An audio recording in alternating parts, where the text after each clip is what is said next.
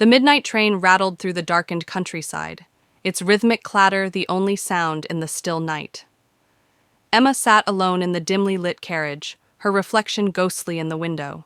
She had boarded the last train home after a long day, grateful for the solitude. But as the miles stretched on, unease crept in. The lights flickered, casting long shadows that seemed to move on their own. Emma glanced around, but the other seats were empty. Or were they? She thought she saw figures sitting in the corners, their faces obscured. She shook her head, blaming her tired eyes. Then came the whispers, faint, indistinct, but growing louder. They seemed to come from all around, echoing in the empty space.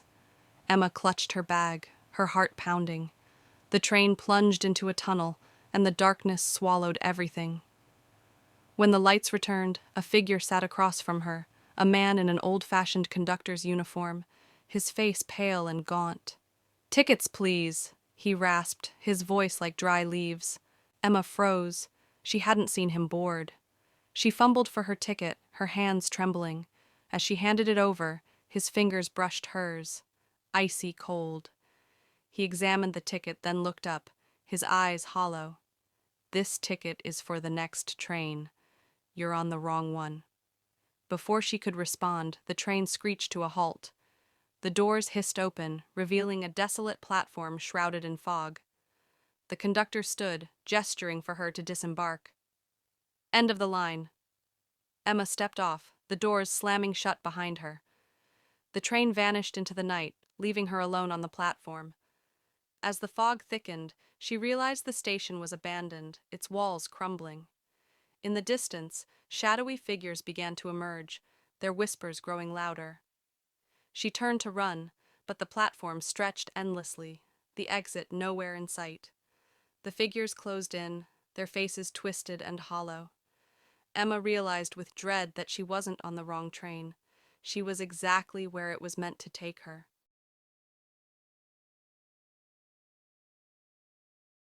One sunny Saturday afternoon, Sam and his friends decided to explore the new mall that had just opened in their town. The mall was enormous, with countless shops, a food court, and even a small indoor amusement park. But what really caught their attention was the rumor that the mall's basement was haunted. Determined to find out if the rumors were true, Sam and his friends made their way to the basement. They found a narrow staircase hidden behind a maintenance door and quietly tiptoed down. The air grew colder as they descended, and the lights flickered eerily. In the basement, they discovered a forgotten storage area filled with old mannequins, dusty boxes, and mysterious shadows. The mannequins stood in creepy poses, their lifeless eyes staring blankly ahead. Sam's friend, Lily, thought it would be funny to take a selfie with one of them, but when she looked at the photo, she gasped. The mannequin's eyes seemed to be glowing red in the picture.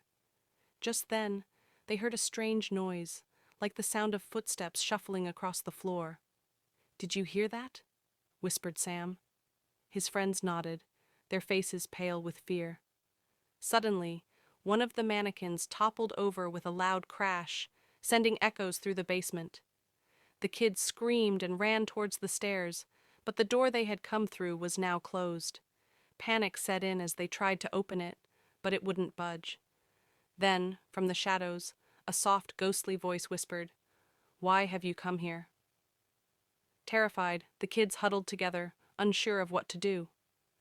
Just as they were about to lose hope, the lights flickered back on, and the door creaked open by itself.